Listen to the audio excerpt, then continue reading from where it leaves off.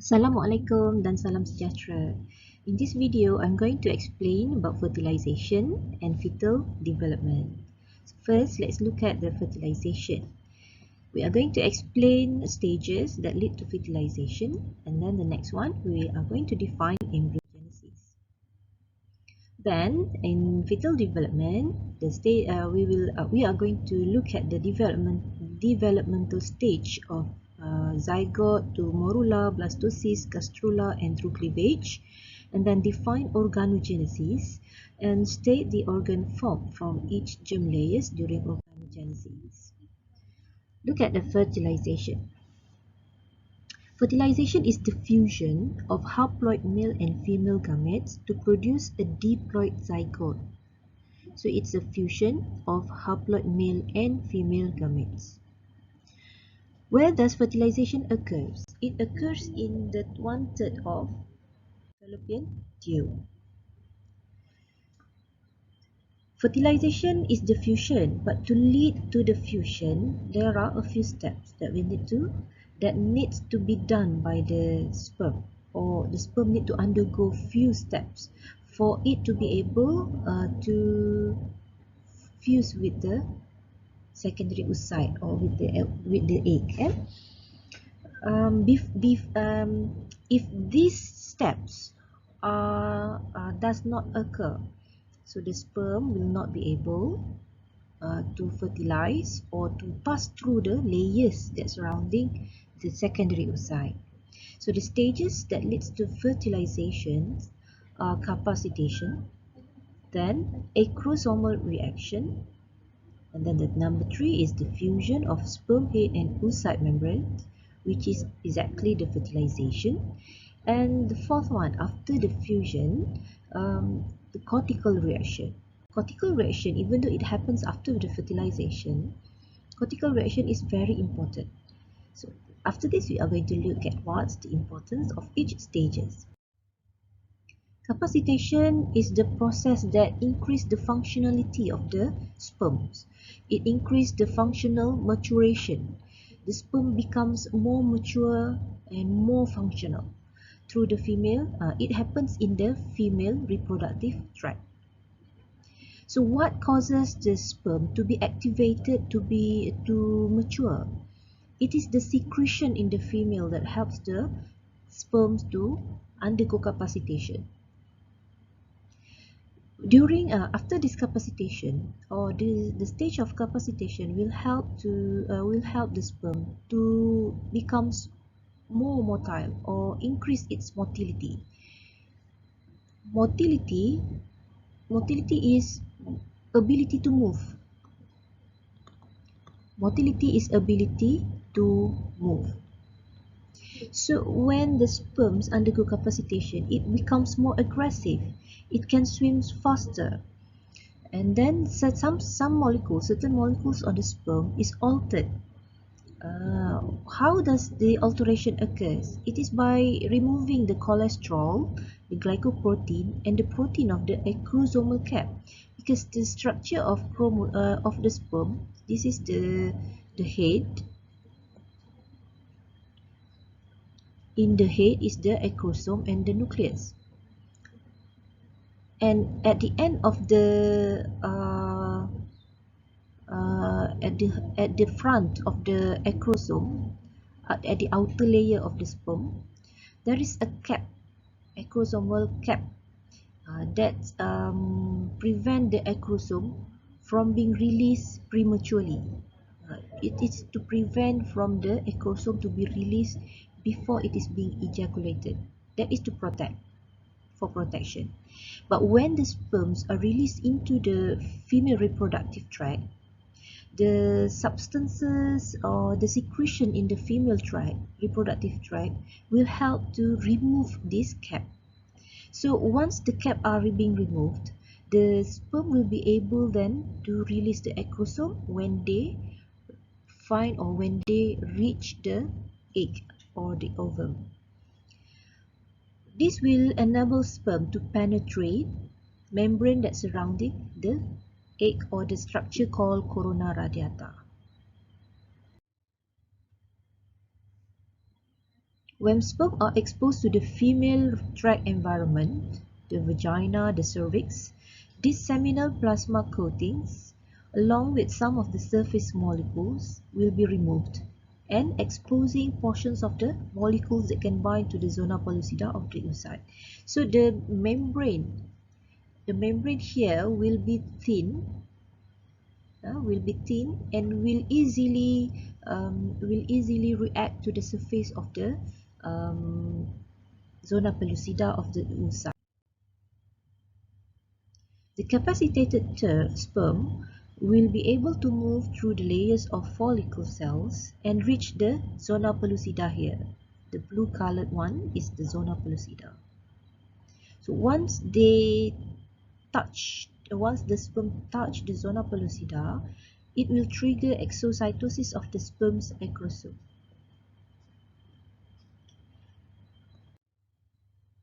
This will lead to the release of the substance from the acrosome is called acrosomal reaction.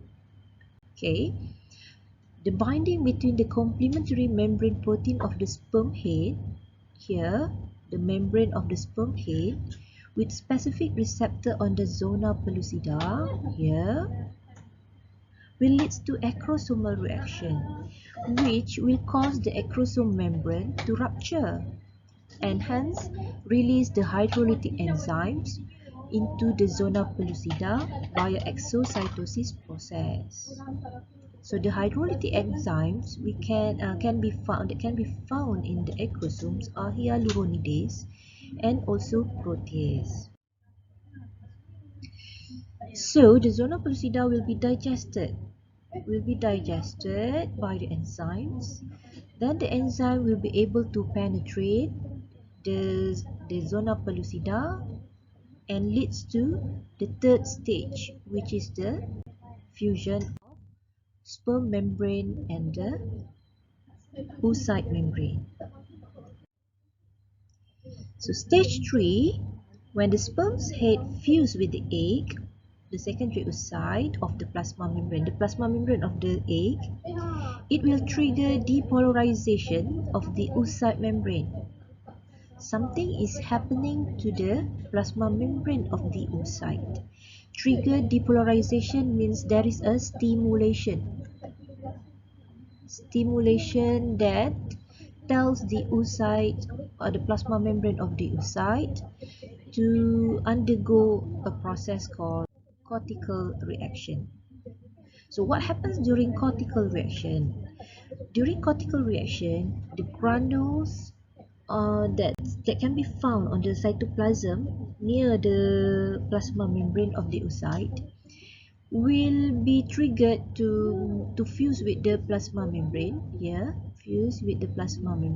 and release the enzyme by exocytotically, by a process named exocytosis, to the outside of the oocyte. So the enzyme release will catalyze a change in the zona pellucida. So it is called a slow block to the sperm. This is to prevent polyspermy. Polyspermy is when more than one sperm fertilizing the egg. So the process is to prevent more than one sperm from fusing with the plasma membrane of the egg. So this will destroy the receptor that identifies sperms, the receptor that will react to the sperms at the zona pellucida. So cortical reaction is actually a change that occurs to the zona pellucida. How does it happen? When the cortical granule in the cytoplasm is release the enzyme, and then the enzyme catalyze the change in the zona pellucida. So the change of zona pellucida functions as the slow block to the polyspermy to prevent another sperm from entering or fusing with the egg. Once sperm nucleus enter the egg cytoplasm, the tails of the sperm will fall off. The entering when the sperm nucleus enter, it will also stimulate secondary oocyte to complete meiosis too. Because before this, the secondary oocyte meiosis that occur in the secondary oocyte stops at metaphase 2. So the fusion of the sperm, the entering of the sperm nucleus will trigger the secondary oocyte to complete meiosis 2. So this will lead to formation of pronucleus of the secondary oocyte, and it will change into an ovum. And last one, the nuclei of sperm and ovum will fuse. Once the meiosis 2 of the secondary oocyte is complete, the chromosome of the secondary oocyte will fuse with the chromosome of the sperm. So this is actually when fertilization occurs, when it forms a diploid zygote. So as you can see, this summary from this diagram. This shows the process of capacitation when the sperms already lost its acrosome cap, and then when it reached the zona pellucida, the sperm released the acrosome. This is the acrosomal reaction, and the fusion of the sperm head with the secondary oocyte and trigger the change in the zona pellucida. Finish about fertilization. We are going to learn in details about the fetal development. During gestation is the pregnancy period. We divide pregnancy is actually sum up to 40 weeks. 40 weeks. So we divide the weeks into trimester because the word tri means 3. So ada 3 bahagian, ada 3 tempoh berbeza untuk pregnancy. The first 3 months is the first trimester, second 3 months is the second trimester, and the rest of the months is the third trimester. So during first trimester, during the first to 8 weeks, it is the baby is called embryo. Okay, the zygote is called embryo, and after that it is called fetus. Embryogenesis is the formation of embryo, which divided into 3 stages: the cleavage, division; gastrulation, formation of gastrula; and then organogenesis, formation of organs. During cleavage, there is a continuous rapid of mitotic division, which happens at the fallopian tube, the oviduct. Zygote that form from after the fertilization will develop into blastocyst. Okay, blastocyst is a structure that consists of so many cells, and there is a sac that contain fluid. Blastocyst, this is a blastula. Okay, we will look into the details of the structure later. During the development of zygote into blastocyst, the cell number will increase because mitotic division occurs, but the size does not increase. There is no growth period. There is no increase in diameter of the zygote. So each cell in the blastocyst is called blastomere. Initially, the zygote from the fertilization will divide, forming 2-cell embryo. And then the division, mitosis division happens repeatedly. First it forms 4 cells. Okay, first it has 2 cells, and then 2 cells become 4 cells. Okay, assume the size is the same, but the number is increased. And then from 4 cells it becomes 8 cells. And then increase to 16 and 32, which is called morula. A solid ball of blastomere. Morula is a solid ball because it doesn't have any sac, which is still surrounded by zona pellucida here. We know that zona pellucida undergo changes, right? So the changes prevent the zona pellucida from becoming it it helps the zona pellucida to stay intact during the cleavage stage. So the blastula, the morula will float in the uterus several days and nourished by endometrial secretion.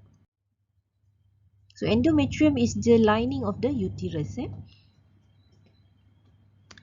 So this is the blastocyst, which has a clump or a group of cells, which is called inner cell mass, and then the cells that surrounding a sac. While morula is a solid ball, there is no sac. The cell will continue dividing, forming 64 to several hundreds of blastomeres, forming blastula or blastocyst. The same thing. A sphere of cells with fluid-filled space is called blastocore. And then when the blastocyst is formed, the zona pellucida will shed, meaning it will be removed from the structure of blastocyst. This will help with the implantation of the blastocyst into the endometrium, which usually occur 1 week after fertilization. Okay, at this stage here, the zona pellucida has already shed off. Mana dah hilang, dah tak ada. Kalau dia masih ada, it will be hard for the blastocyst to be implanted in the endometrium. So this is the uterus, and this is the endometrium or the uterine lining. The same thing. After blastocyst reach uterus, blastomere will differentiate into inner cell mass, a cluster of cell at one end of blastocyst, and a trophoblast. Trophoblast is the outer layer, the epithelium, the outer layer of the blastocyst. This is a cluster, a clump of cells.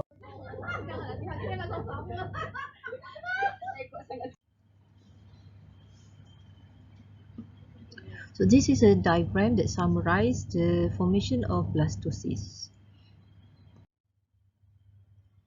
Implantation occurs usually between day 7 to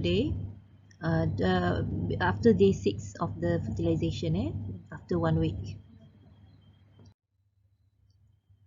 Embryo implantation is initiated by the trophoblast. Here, this is the trophoblast, the epithelium layer. This is because trophoblast secretes enzymes to break down the molecules of the endometrium. Endometrium, lining of the uterine lining. This will allow the invasion by the blastocyst.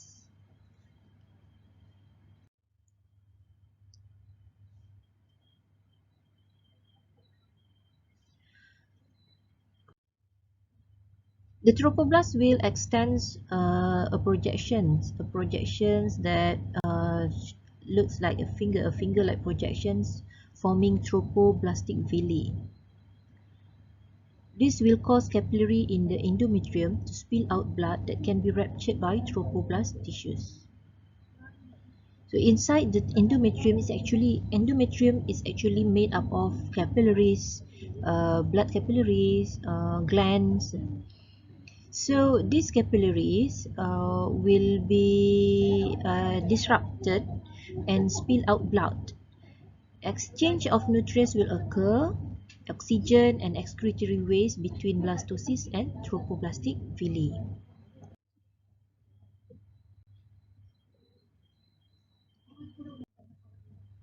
The inner cell mass will form a flat disc in an inner layer of cells, which is called the epiblast and the hypoblast. Here, the flat disc, the epiblast and the hypoblast. Then inner cell mass will develop into embryo and extraembryonic membrane. So the epiblast and the hypoblast will develop one into embryo and one into extraembryonic membrane.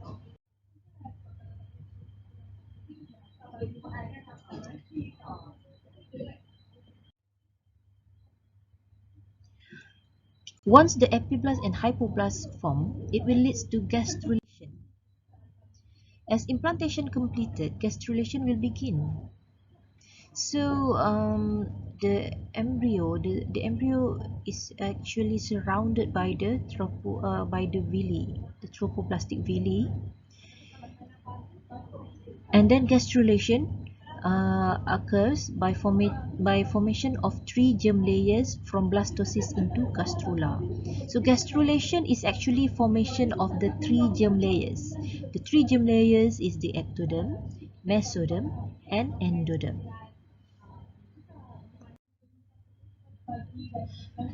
During gastrulation, the gastrula is surrounded by 4 extraembryonic membranes. The first one is the chorion, the amnion, allantois, and yolk sac. So you have to memorize these 4 extraembryonic membrane. Make sure that you can identify which one. Chorion, amnion, allantois, and yolk sac. Chorion is the layer, the surrounding layer, while the amnion is the smaller structure of the inner cell mass. Allantois is the structure that have dia bentuk mengunjur jenis finger like. And then the yolk sac is the larger sac than the amnion. And gastrulation, you can see that during gastrulation 3 germ layers occurs. The ectoderm, mesoderm in the middle, and the endoderm is the inner layer. The germ layers, the ectoderm, endoderm, and mesoderm will give rise to different kind of organs. Ectoderm usually form the outer layer of body parts, the skin, the hair, lining of the nose and mouth, and the nervous system. The endoderm will give rise to digestive tract, the internal organ, the respiratory tract, the liver, and the pancreas, which is very fragile. And the mesoderm usually give rise to muscles and skeleton.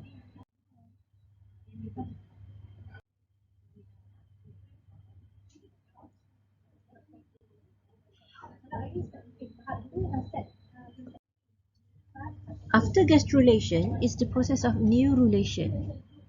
Neurulation is the initial stage of organ formation, which is called organogenesis. During neurulation, the neural tube is formed, which occurs along the midline of the embryo. So along the midline means here. The neural tube will develop into brain and spinal cord. Neural tube, neurulation. In vertebra, the notochord is formed, which is the early backbone. Before we get the backbone, the notochord should form first. It is a flexible rod formed from mesoderm layers. Daripada mesoderm, So mesoderm duduk tengah-tengah kan. The notochord will later develop into vertebral column disc.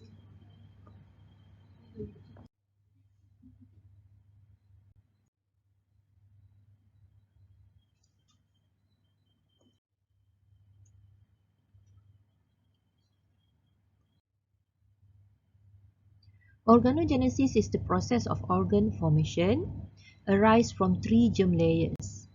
The morphogenesis, morph is a shape, differentiation in shape, and cell differentiation in function continue to refine the organ.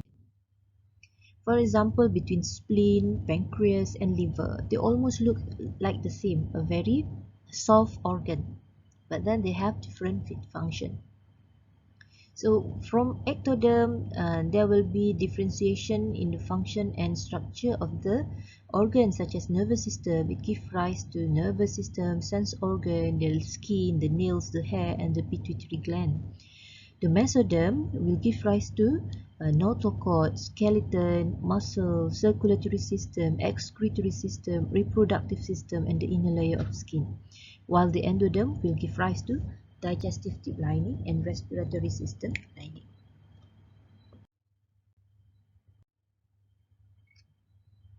Extraembryonic membrane and its function. We have the chorioid villi, we have the yolk sac, we have the chorion, yolk sac, amnion, and also the allantois.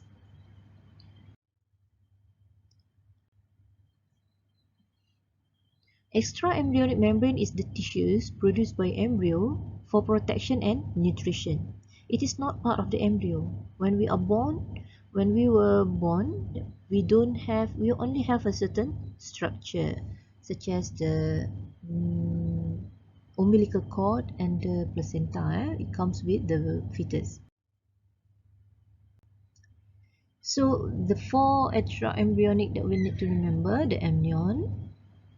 Amnion is that develop into amniotic sac and amniotic fluid, the allantois, the yolk sac, and the chorion.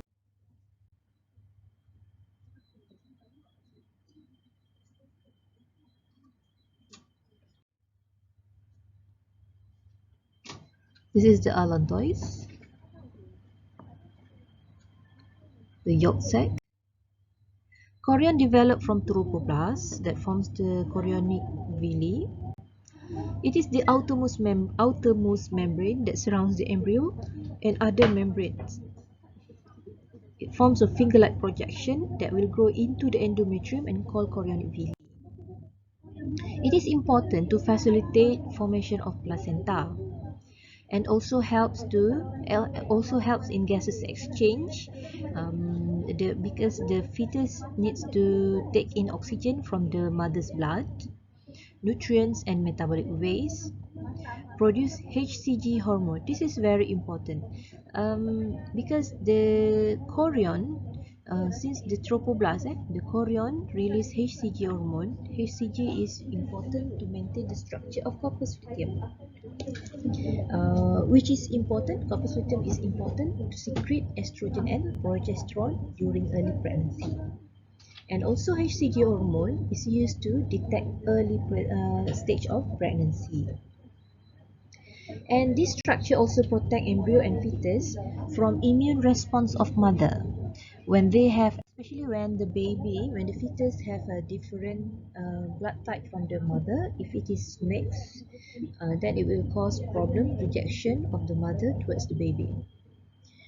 Amnion developed from ectoderm and mesoderm, filled with amniotic fluid, which initially derived from the maternal blood itself.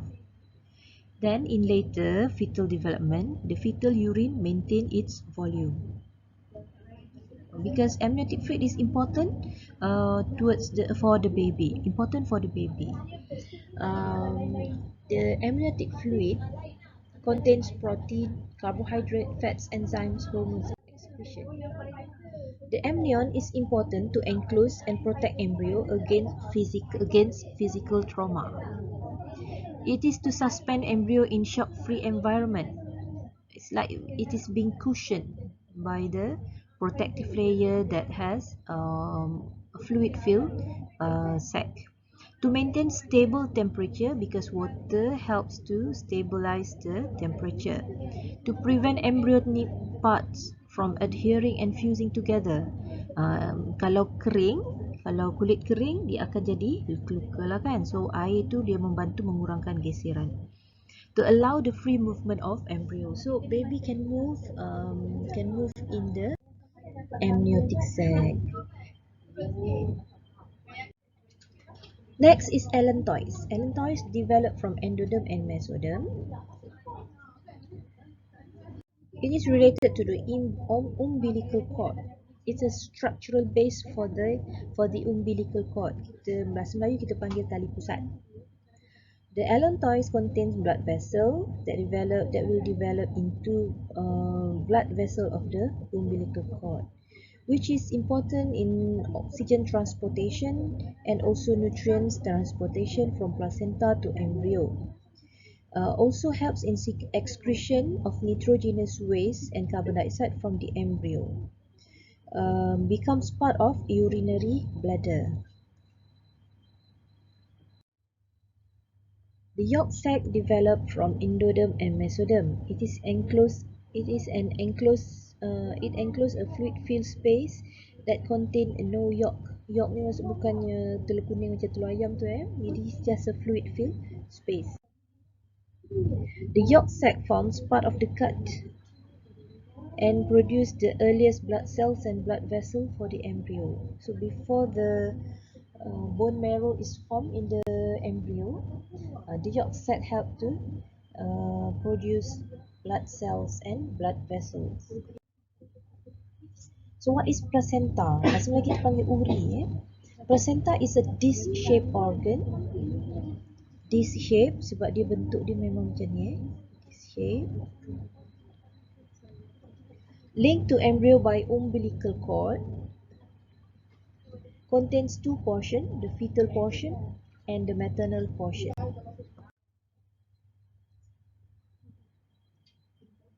This is the fetal portion. This is the maternal portion.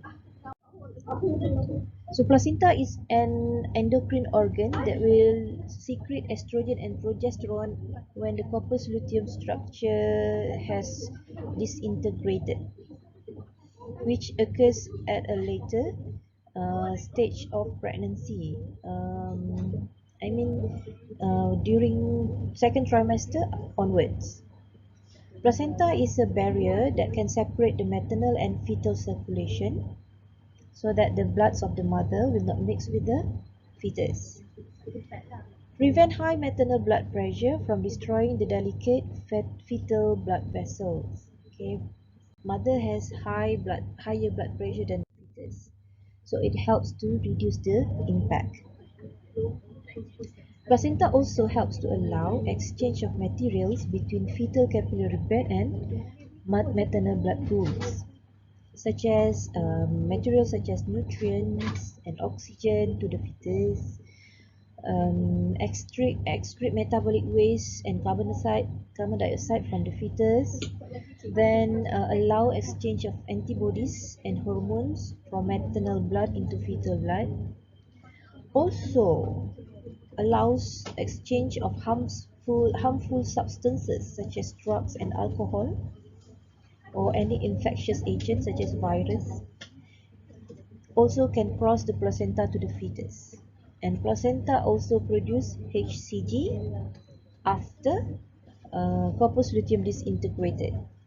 So HCG after placenta produce HCG. HCG produces HCG